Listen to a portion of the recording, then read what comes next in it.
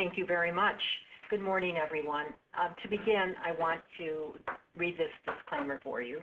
Participation in this webinar is by express written invitation of the American Hospital Association only. Unauthorized participants and/or any party that aids and abets such unauthorized participants may be subject to criminal and civil penalties under both state and federal law. Please log off the webinar if the AHA did not expressly invite your participation.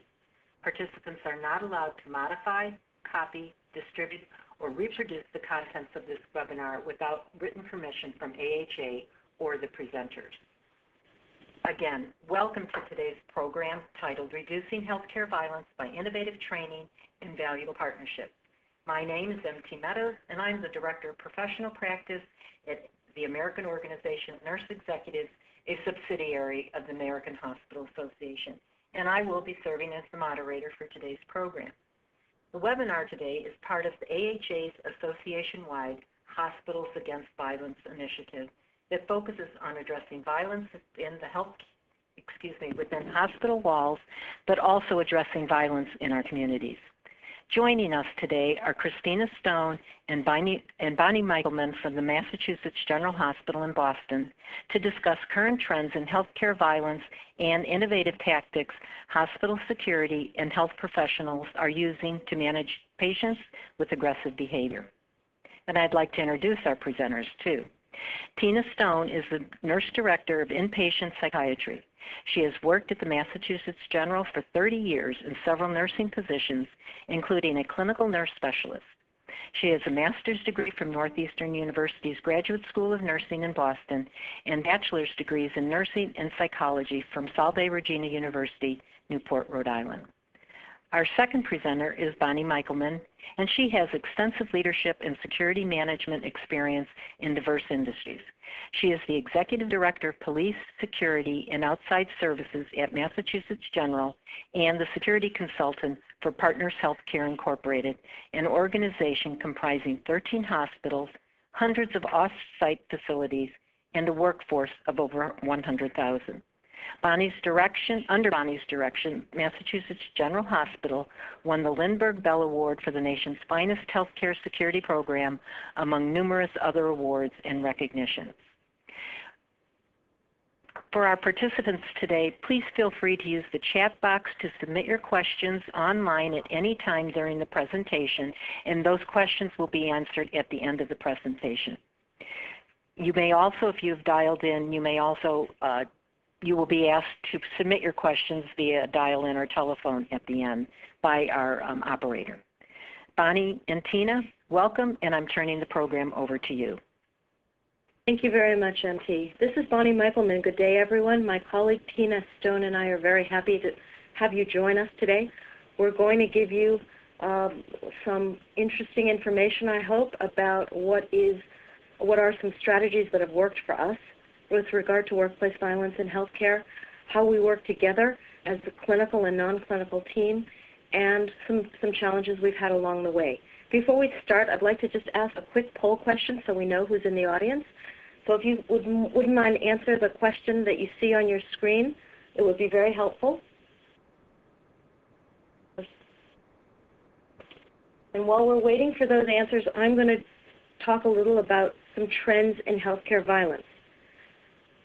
Those of you who are on the phone are there, I'm sure, because you are interested or encountering healthcare violence, and you're not alone. Violence in healthcare has risen over the last several decades. It's now considered to be one of the top 3 most dangerous occupations in the country, according to NIOSH, which is a division of OSHA. People who work in emergency departments nationally are physically assaulted once every 2 years on the average. So this is something that we know based on the emotionality, the openness, the types of populations we have in our healthcare facilities, we know has become somewhat of an epidemic, and it is critically important that we are all united in the way that we combat this and we minimize the risk for violence. When we talk about violence, we're really talking about a variety of types, and it's frankly not usually, thankfully, the bad type. It is not the active shooter situation or the rape situation or the stabbing situation. It is more what we call the minor violence. It's threats, it's simple assaults, it's intimidation, it's bullying, it's harassment, it's some variety of some hate crimes, it's verbal abuse, and it's even cybercrime, as you all know, that we're dealing with from a national perspective. All of these types of violence affect people in different ways, and even that is minor can have a grave impact on people who work in the hospital, people who visit the hospital, and other patients. So it is very important that we're unified in the way we approach how we tolerate violence, etc. We have a lot of populations that pose risks to us in healthcare.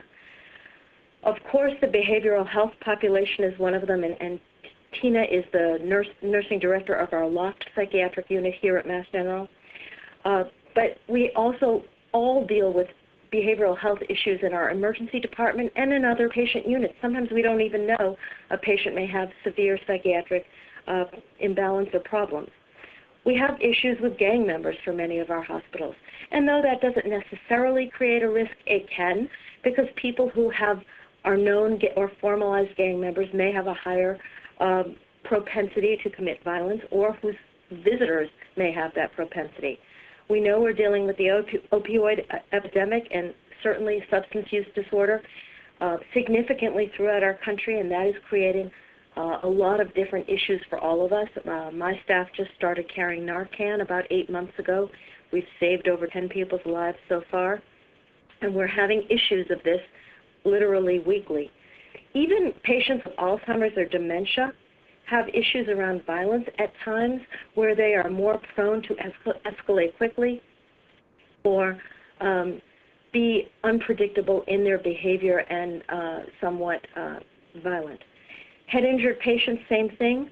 If you have an autism clinic or you treat patients with autism, that can be another high-risk population.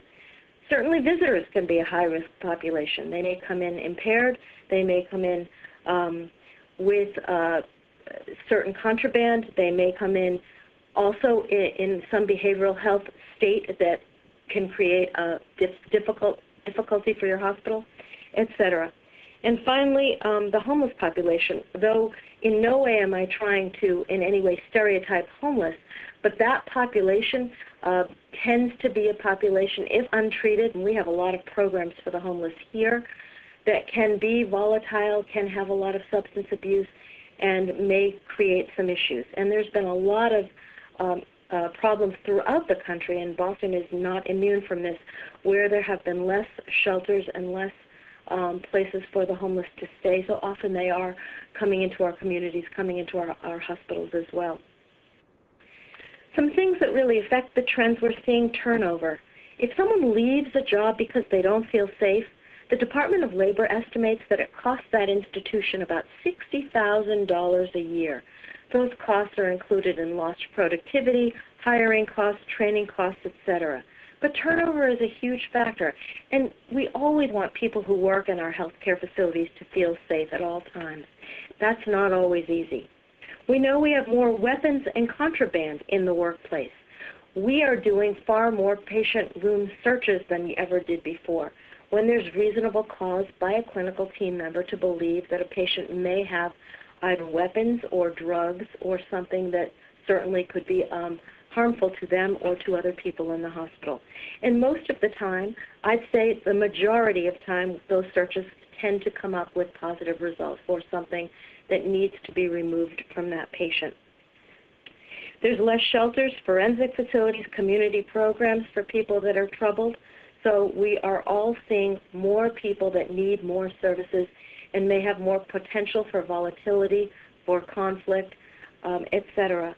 And again, our doors are open. Unlike any other industry, we have to treat everyone. We have to treat everyone even if they are not behaving in ways that are very safe, and everyone's in the same place often together. That can be extremely challenging from an emotional perspective. People are in pain, they're in fear, they are not psychiatrically always rational, they are not always sober, they are not always comfortable even if they're sober and rational with what's going on, and people have equated being in hospitals to being in prison, to being literally having their freedom taken away and their dignity taken away. And you add that to people who are in pain and suffering and the worried visitors that accompany them, and that can create an extremely emotional environment.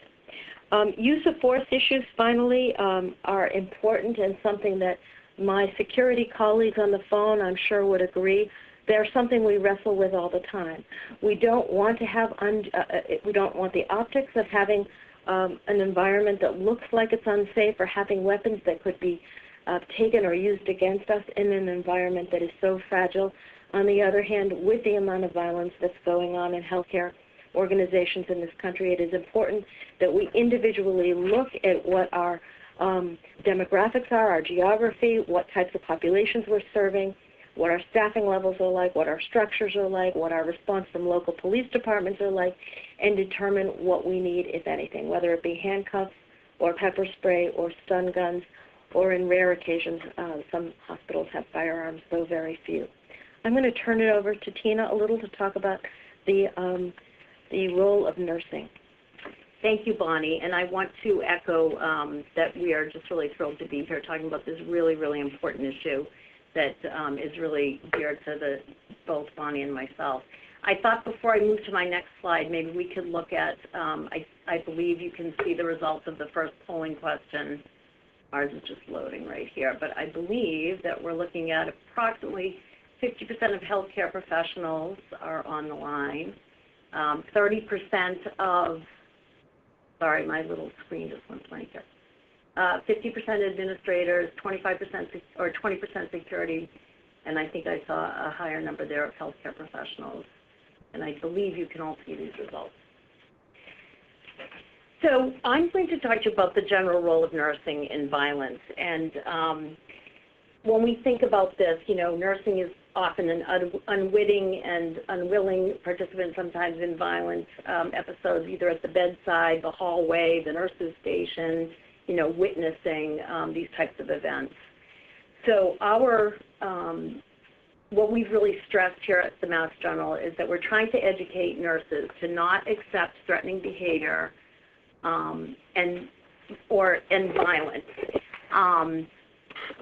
We feel very strongly that nurses feel that they can take care of patients and as part of their care that they should accept whatever the patient is doling out to them. And a big part of the education here at Mass General has been helping the nurses to understand that while they are here to provide care to patients, that being a care provider doesn't mean that you have to withstand that type of violent or aggressive or assaultive behavior.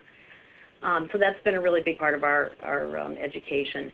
We've also really focused a lot on reporting and making sure that nurses know that when these incidents occur on their units, because they certainly could occur at any time when nursing leadership and security and hospital administration is not here, that they report these events, and we have a safety reporting system where we can do that, and it's been very helpful to the institution to collect data on the number of assaults and violent incidents here at the hospital. So nurses becoming security aware is a very important part of that.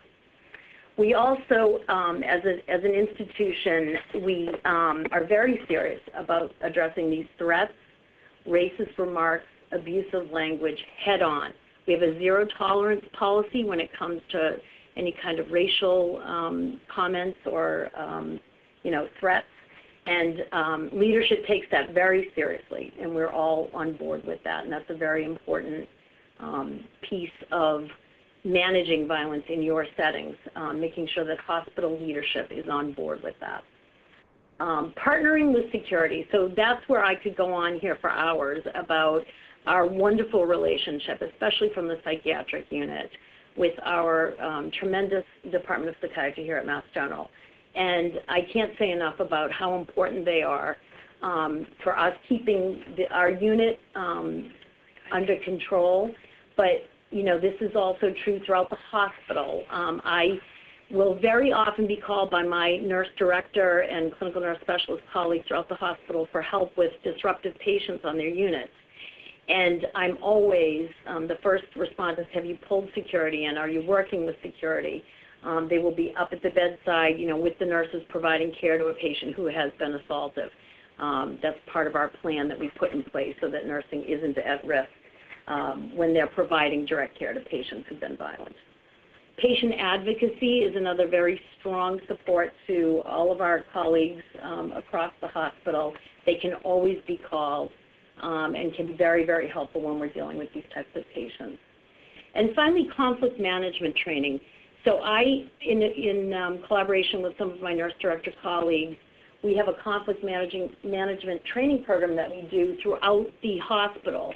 And it's really effective in helping nurses and clinicians at the bedside deal with disruptive patients, families, but also staff members, because we know that in the stressful environment we're in, that there can be disruptive staff members as well that could lead to some violence, hopefully not. But so that's been a really successful training program here at the Mass General and very helpful in educating nursing and clinician staff at the bedside.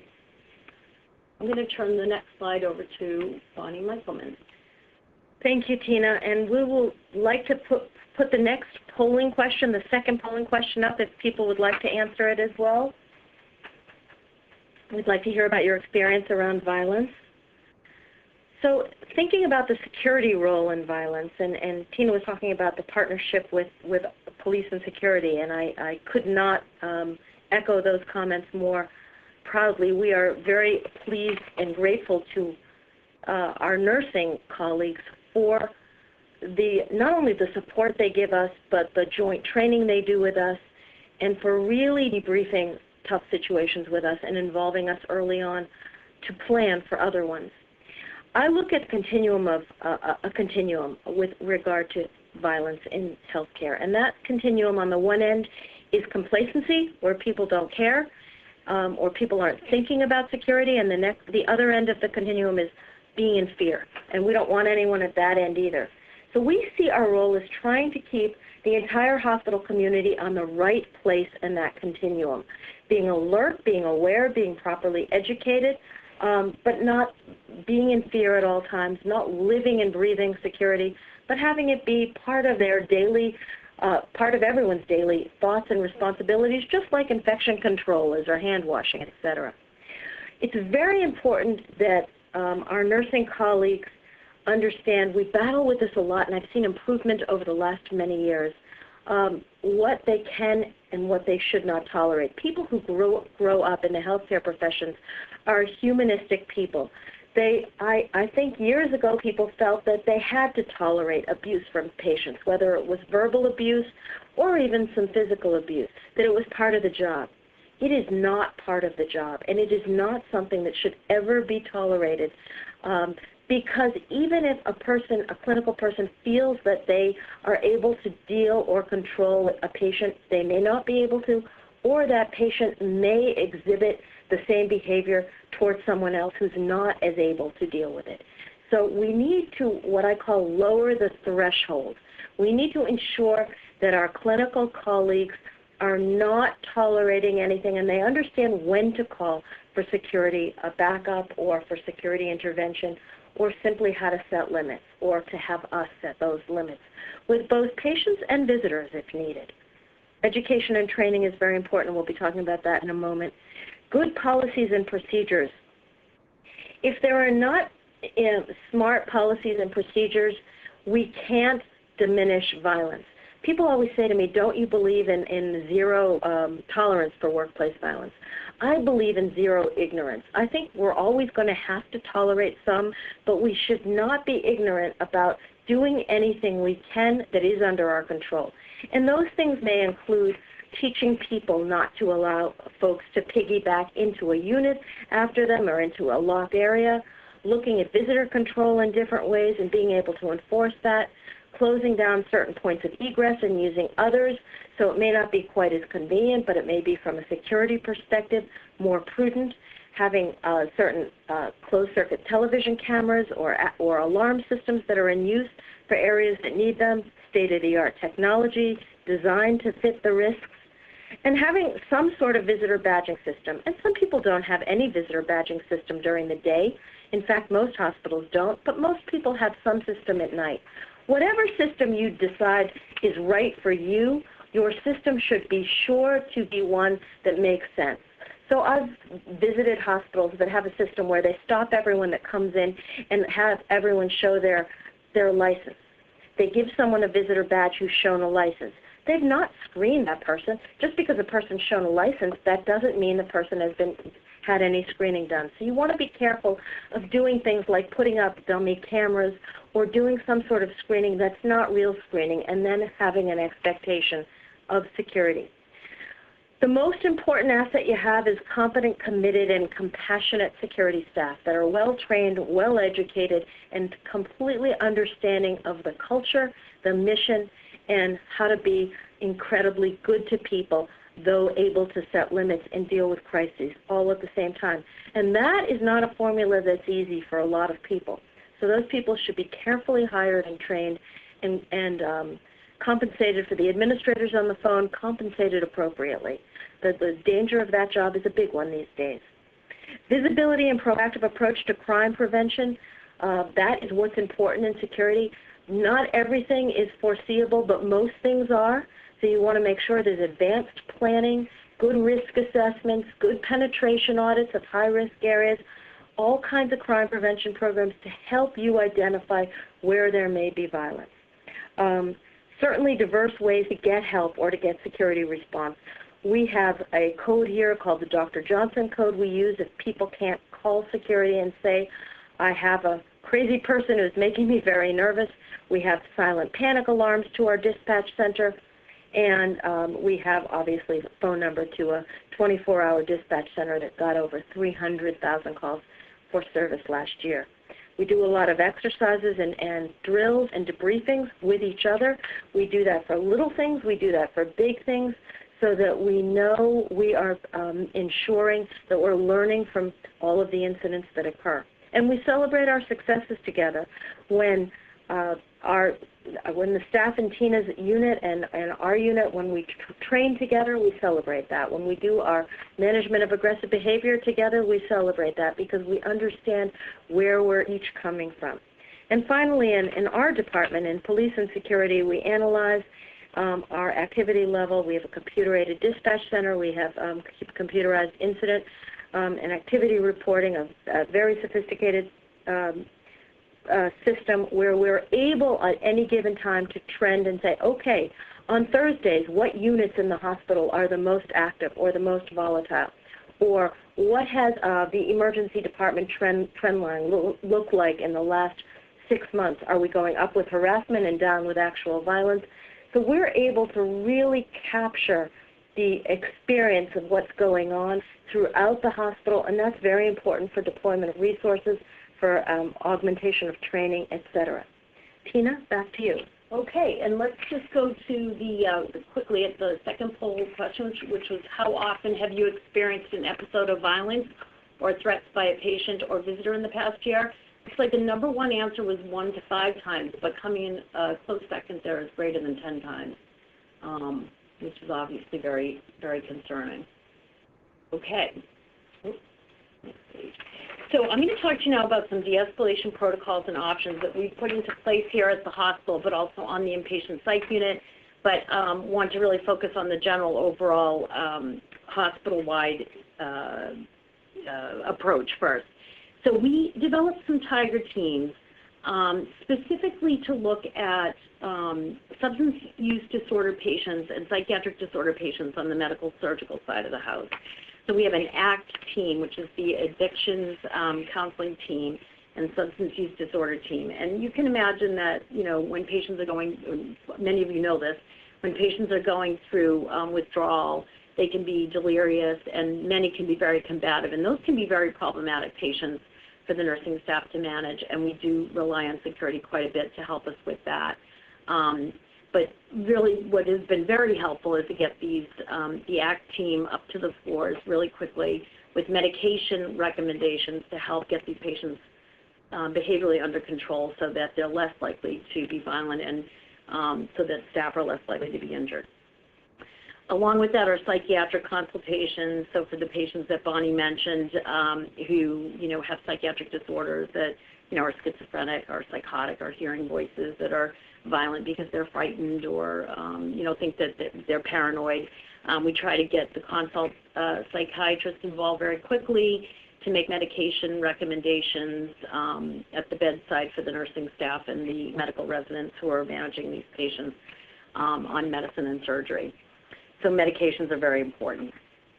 One of the things that we've employed broadly on the psychiatric unit are sensory interventions, and I don't have a ton of time to go into specifics about those, but I certainly would be willing to answer questions at the end. We use things like weighted blankets, squeeze balls. There's a thing called beanbag tapping. We work very closely with occupational therapy and PT, physical therapy, and these interventions, I can't say enough about them. They're very, very helpful to patients who are, having their own internal stress. It helps to regulate their emotions and their feelings so that they have a sense of control themselves over their anxiety and their panic. And, so I'm sorry. There's one question down in the corner. I'm going to repeat it. Please repeat what ACT and SUD stands for. So that's the Addiction Consultation Team and the Substance Use Disorder Team. These are consult teams that go onto the medical surgical side of the house to manage these types of patients. Sorry, we just saw that in the corner of the screen. So as I was saying, the sensory intervention is very helpful. We use them quite a bit on psych, and we've actually brought them to medical surgical sides of the house to, especially the medical floors, to see a lot of the patients who have comorbid psychiatric issues with their medical issues. And again, weighted blankets, those kinds of things have been really helpful. Trauma-informed care. This is so important when we're dealing with patients who have psychiatric issues, who have substance use disorder issues.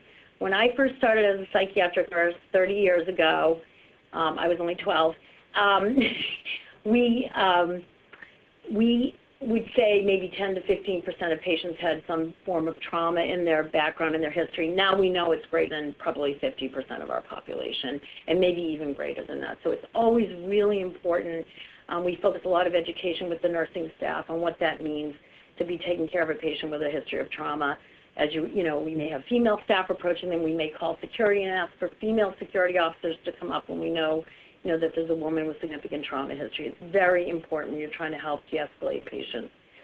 Interdisciplinary treatment team debriefing of events. Bonnie may have touched on this a little bit, but on psychiatry, we always, after either a missed or a restraint that we ended up not having to put a patient in restraint, it went well. We'll sit down and debrief what went well. We'll sit down and debrief what didn't go well. So in the spirit of trying to improve.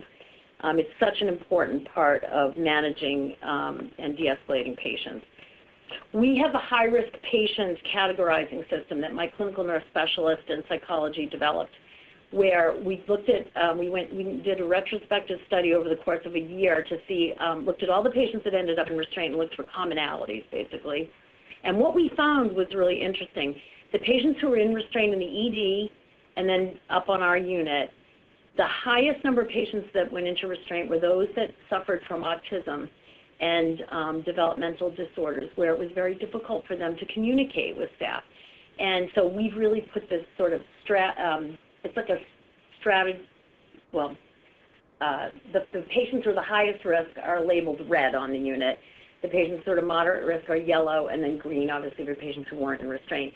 And so it gives sort of a visual cue to staff. We put that on the chart so that the patients who are at the highest risk on the unit at any given time that, are the most likely to escalate and potentially go into restraint. Family involvement when appropriate. We pull in families, especially with the autistic, young adults on our unit. They typically know their family members the best. But then also it's just as important to restrict visits when you have dysfunctional family members and friends and maybe people who are, bringing contraband onto the unit. Staff have to feel comfortable and supported to restrict visits. That can be a very difficult thing, and leadership often has to step in to help support staff when they have to do that. I'm going to turn it back over to Bonnie. And I know someone just asked the question if Tina would provide a list of those sensory options, and I'm sure she will. I want to talk a little about training, and I know there was a question about our management of aggressive behavior training program. We use MOAB here, but and I think it's an excellent program.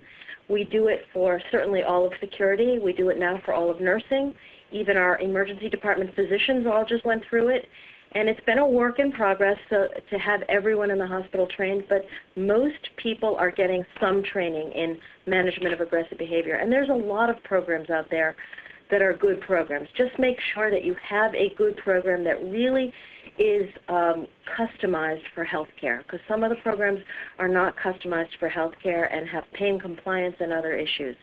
But it is extraordinarily important for people to have some sort of conflict and violence training and de-escalation training.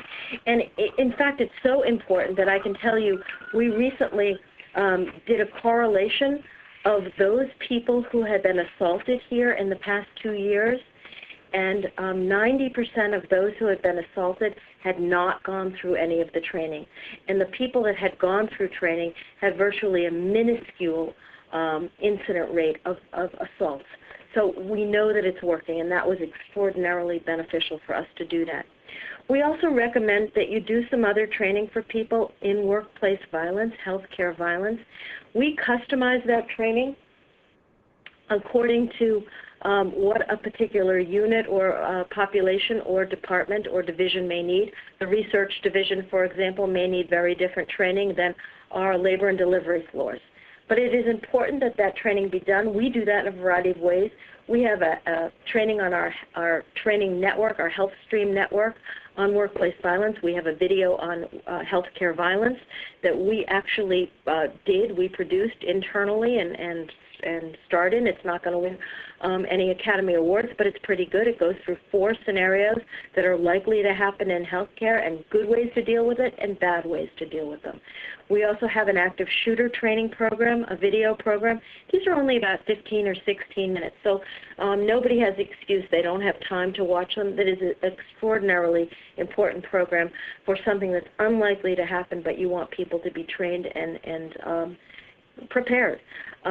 We also do a lot of in-person workplace violence training programs to departments, simply talking about how to deal with people who may be intimidating or harassing, or how to deal with bullies, or how to deal with people who are threatening, how to identify what a threat is, what to do when you have a threatening person, what to do if you have someone who you think may be escalating into a state of conflict that could be dangerous. So we do a lot of that. And we also do a behavioral recognition training program. Our police and security staff are all certified in this kind of training. But we also do a 2-hour program called SAVE that is a behavioral recognition program on how to recognize suspicious indicators of people. We have about 60,000 people coming through our hospital every day. So it's a small city. It's a microcosm of a city. And it's important for us that everyone knows how to recognize people who may need some help or who may be acting suspiciously. And then we do specialized training as needed, whether it be in domestic violence or hate crimes or identity theft, which unfortunately so many people around the country are victimized by, etc. Most importantly, it's critical that training be done on the fact that there is some healthcare violence in new employee orientation, that people know up front what's expected of them, what resources are available to them, and what they can do, and that really does minimize the amount of it happening. And I think for a large institution, I have looked at this, we are very fortunate that we have one of the smallest amounts of major violence for a hospital this size, but it doesn't mean we've been immune, or certainly it wouldn't be able to happen here. It has, and it does. The other thing, finally, I would say is for all of your training, people are busy and a lot of departments want to get training done. So there's always a battle, as many of you know, and certainly I bet are not in your head to get time for training. So you need senior level sponsorship. But security and conflict management, and I really talk about it as conflict, not violence, because that's mostly what we're dealing with, the smaller stuff that I've mentioned before, the threats and intimidation and harassment and bullying and verbal abuse. That kind of conflict management training is critical. So you need senior management and leadership to say, to give people the time and to kind of encourage people, if not mandate them, to go through these types of training programs in some way or another. Bonnie, there's just a couple of questions at the very bottom here that related to this last slide, and then I would just... Yes, if any of you are interested in some of what we do more specifically, if you email me after the program or call me, I'd be happy to talk to you about some of the specifics of training. Let me go on to the next slide, if I could, which is on some of our collaborative efforts, and Tina's talked a little about some of these. We have what we call a SMART team, Strategic Management and Assessment Response Team. It's led by my investigative manager who works in our department, but it can be convened by anyone. Tina is on that committee, and it is a group of people that get together to discuss any major situation that may be going on. It may be a patient that is not behaving well and out of control. It may be a group of visitors or a visitor that needs to come because the patient is not doing well but is creating a problem. It could be something that someone has some concerns about, someone being a level 3 sex offender. It could be any kind of thing that requires there to be a multidisciplinary group. It may even involve risk management or the nursing leadership from any of the units and other people to decide how to deal with the situation and to create a protocol and then to share the protocol and the limits that may be set with that patient or with those visitors. We convene that group whenever it's needed. It's convened often. And then we often have pre-ordained meetings to talk about trends we're seeing over the previous 6 months. We do customized consultation for any unit. We do many of these a week where a unit will call and say, I have a situation. It may even be with an employee that they're going to be giving corrective action to or having a difficult conversation or terminating. Or it could be on a patient care unit with a patient or a visitor where there's a difficult conversation. So we certainly can be called up to offer advice, to do some consultation, to be not seen and not heard, but to be in the area for selective standbys. We're called up for extra patrols for certain high-risk patients or visitors, to do risk assessments in a particular area where people may want some better recommendations for the way something should be set up, for different security technology that's needed, for different procedures and policies that are used in the unit, etc. We also offer specialized services so that if somebody has been victimized by a crime, either an employee or even a patient, we for an employee, we will go to their home and do a risk assessment. We will take them to court if they need to get a restraining order or to press charges. We will not let them navigate that system or situation alone. So we have a lot of specialized services we do, including investigative services. We do nursing orientations. We go to staff meetings. As I said, we do a management of aggressive behavior class for all new nurses, which is great, that come to the hospital. And there's definitely a great synergy and a united philosophy, and it's taken a lot of years to attain, and both Tina and I have been here a long time, between physicians, nurses, and security. And I just want to certainly make a call out for the fact that physicians have to be on the same sheet. Nurses and security, no matter how wonderfully aligned we are with what we think needs to happen with a patient or limit setting or even termination of a patient, if a physician is not involved in that and not on the same sheet, it can create disastrous results in basically the patient hearing two different messages 2 different ways. So there has to be very good alignment, a three-legged stool between physicians, patients, physicians, nurses, and security. The difference between, somebody's asking the difference between zero tolerance and zero ignorance. We certainly don't tolerate inappropriate behavior, and we take action for it, whether it be to set limits for a patient or get a sitter for a patient or have a security detail or terminate a visitor from being able to come. But basically, when I said zero tolerance, there is going to be some violence that can't be predicted and is going to happen. So when I say zero ignorance, I am talking about anything that can be predicted, that can be identified in advance. So that's the difference there. And going back to our slide, our patient flag system, about 18 months ago, we put into place a patient flag system for disruptive patients. This was a long, arduous process to get a lot of people to understand this and agree to it. We do not put a patient flag. It's now in our EPIC system. We do not do this for every patient that has misbehaved or even that has been violent.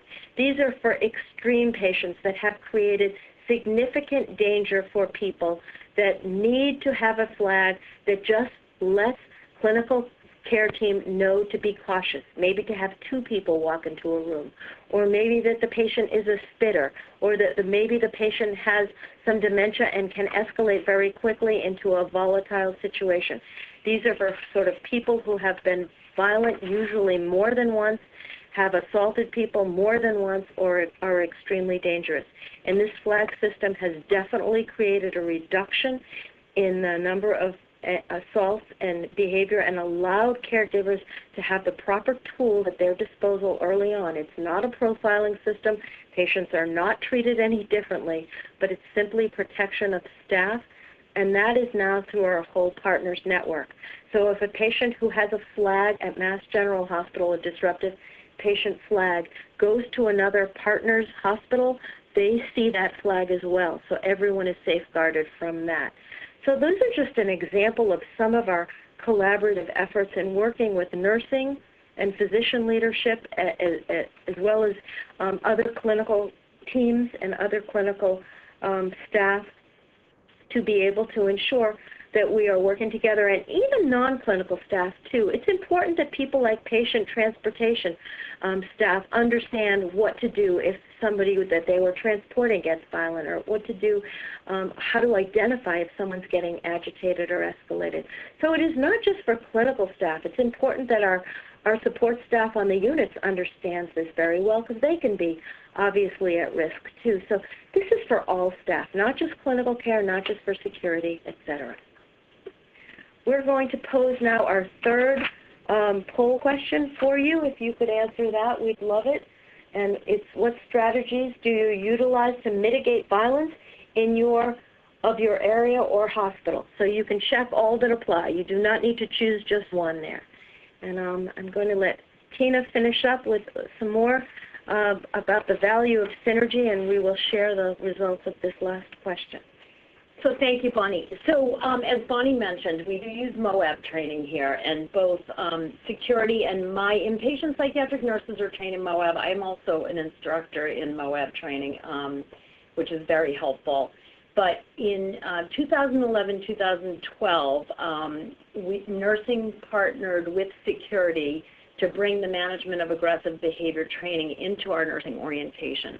So since that time, all nurses oriented into the inpatient Mass General side of the house are trained in MOAB. I saw a question a while back about how often do we recommend staff get training, and I would say that's probably dependent on the areas that people practice in. For my unit, my staff have to go through MOAB refresher training once a year. And the residents and the psychiatric, interns that work on the unit also. I would say on floors like medical floors, emergency departments, that would be a recommendation to think about, given that certainly those are areas where you see a higher, rate of violent patients or patients with behavioral issues. And most good programs out there, there's a certification that goes with the program, and that will mandate how often people need to be recertified. But again, I agree with Tina. If people are in less volatile areas, they may not need that recertification quite as often. Certainly once there's been an event, we get a lot of customers after something like that. Unfortunately, we had a workplace stabbing shooting here many years ago, and Bonnie and myself and many of the staff partnered to go out and help train the people that were in that situation. So all of our nurses are now trained in de-escalation and self-defense. One of the things we really focus on is trying to make sure that people aren't feeling like they're practicing in silos versus collaborative teams. And as Bonnie mentioned, that disruptive patient icon really helps us. You have a patient who's moving through the ED up to the inpatient side of the house, that everyone touching that patient is aware that that patient had an issue, or a family member of that patient had an issue that caused concern, security concern during their last admission. Warm handoff. So when we have patients come from the medical side of the house to my unit or my unit to the medical side of the house, we literally, nursing will go with security from our unit to that unit and, really meet one-on-one with the staff as they're accepting the patient to understand all the risks that could be involved taking care of the patient. Again, event debriefings, we can't say enough about that, attended by the clinical teams and security. This is really important, the security patrols and standby and patient care. Bonnie made reference to the SMART team. The SMART team is available in an urgent type fashion. So, for instance, last week I got a call from one of my medical nurse director colleagues.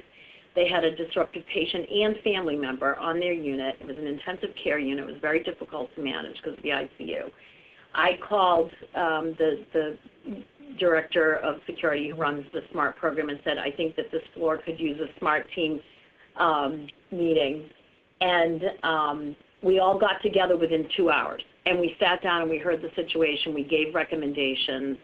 And it was very helpful to the ICU team. And to Bonnie's point, the physician that was heading up that patient's care was there, all the nurses, the nurse director, and anybody who was really, clinically involved with that patient. Because clearly she couldn't leave the ICU. She was quite sick, and the family needed to be there, but they needed some limits set. And just kind of going back to the zero tolerance, I did want to make one point because I saw some questions on that. We have been known, and our chief nurse officer has been known to go to a bedside of a patient who has been, using racial terms, racially inappropriate terms, to let the patient know that they can receive their care elsewhere, that if they're, unhappy with the care here and that they can't comply with our rules and our, thoughts and feelings about having zero tolerance, that they don't have to get their care here. So that's what we mean, and obviously there are cases where a patient might be medically unstable, we can't discharge them right away. But we do let them know that it's not going to be tolerated, and we will manage it that way. And finally, I did want to make, the point I wanted to make about security patrols, we will recommend when a patient is, assaultive, we will say to staff, it's on the med-surg side of the house, to call security and have them come up for any physical care that needs to be provided to that patient, whether it's medication administration, bed baths, whatever the patient's requiring, that security is standing by. And that's been a very effective intervention at helping the nurses at the bedside, stay safe. And we had a patient actually bite the tip of a nurse's finger off a couple of years ago, and one of the Tiger teams was formed around that really difficult and horrible incident that happened. And that was one of the recommendations that came out of that particular case. And finally, it takes a village. We say to everybody out there, never worry alone. Please call us. We go out and sort of advertise the SMART team. Bonnie is always coming to nursing leadership combined meetings to remind us of their services, and just really making sure that people see that we're, collaborating together to keep our environment safe. And the vulnerabilities are constantly changing, so it's important that we're always thinking about this and how populations may be changing in your facility, how resources may be changing, and even how construction may affect the movement of people and what that means. So we're going to close and open it up to questions, but we thank you very much for being on with us today. So I just saw a question about is a risk assessment embedded in the electronic medical record? The answer to that question is it's embedded only if there's reasonable cause to have requested and needed a risk assessment done. It's not automatically done for every patient. I'm just sliding through some of the chat questions here. We covered a couple of these. The conflict management training that I was referring to is something that was a collaborative effort between nursing and our nursing education center called the Night Center here. And we used resources, crucial conversations, disruptive patient information that we got from many different sources. I certainly could see if I could provide those references after this webinar. I'm seeing a question about if most EDs have 24-hour-a-day security coverage. I would say in this day and age, the answer is yes. Even 10 or 15 years ago, the answer would not have been yes, but in most EDs today, there are security people assigned to the ED because of the propensity for violence. MT, do you want to take questions on the phone, or do you want us to keep going through these? Kat, do we have any call-in questions on the phone? I could give directions for that. Thank you. If you would like to ask a phone question, it's *1 on your telephone keypad. If you'd like to remove yourself from the queue, it's just simply pressing 1. Again, it's *1 if you'd like to ask a question on the phone. So while we wait for to see if there's any on the phone, there was a question about the idea of a violence risk scoring tool. And is there a validated risk scoring tool that you use? That's a great question, and there are several assessment tools that are out there. I think there are several that are good. We use different tools for different types of risks. I'm not going to endorse a particular tool right now publicly, and there are several situations that we just bring a multidisciplinary group together and talk about it and don't use an actual quantifiable tool. But risk assessment tools are being used more and more. They're starting to get more sophisticated. They're starting to get better. Some have been very cumbersome in the past, which is why a lot of organizations do not use them. And Bonnie, I'm just looking at the answer to our third poll question here too. It looks like there's a really high number of different types of all these different types of interventions being utilized out there by the folks that are on our webinar today. Security, technology, alarm systems, violence training and videos, de-escalation to the clinical team, and also a strong partnership, it looks like, out there with folks with their security personnel. So that was good to see. And that is good to see. And as you all know, a lot of our regulators, including Joint Commission, have gotten far more sophisticated and more aggressive about wanting to have documented training around healthcare violence and around a good security management plan. And I think it's good that we are being pushed more by our regulators in this arena, because it is giving us the impetus we need to get the right kinds of things in place to protect our workforce. I'm seeing a couple of questions here about how other personnel, like, dietary and certain people outside of the nursing and the clinical staff, would know about patients, with a history of violence. And I think that's a really good question. We do have EPIC here. I'm not entirely sure about some of the sort of non-clinical folks and what they get to see, but we try very hard on our inpatient unit to communicate with, our dietary staff and whatever, and we would let people know that they are not to go in a room alone and that kind of thing. But I think that's a really, really good question and a great point. I think most of our non-clinical staff do not have any access to this information. If a patient is deemed to be dangerous enough that they would pose a risk to someone, they would usually have a patient observer with them, so that the dietary worker or someone, the environmental services person coming into the room, would not be walking into a room that had a patient that could pose a risk to them. Or if there's somebody that wouldn't have an observer but could have some problems, then they would be told by leadership on the floor to go in with someone else. Yeah.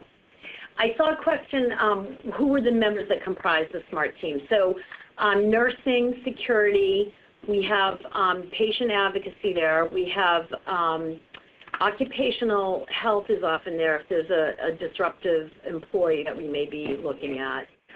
We also have legal representation. Our risk manager is often there. Mm-hmm. Human resources is there if it involves an employee. Employee assistance program is there if it's something that's creating some trauma for a particular group of people. So they can be very valuable. So again, it depends on the scenario. There's usually a core group of people, but there's always invited guests depending on the nature of the situation. Well, thank you, Tina and Bonnie, for a very informative presentation, and I want to thank all of our participants there for your questions and your attention to this topic. It is extremely timely and important for us in healthcare to be able to manage this types of behavior in order for us to be able to provide care to all of the patients that come to us. I just want to clarify, your slides will be sent to you via email, and also to provide you with another access of resources regarding violence. It's at aha.org/HAV. And you will see that there's a toolkit and other resources that are available for you. And with that, we'll conclude today's webinar. Thank you all again.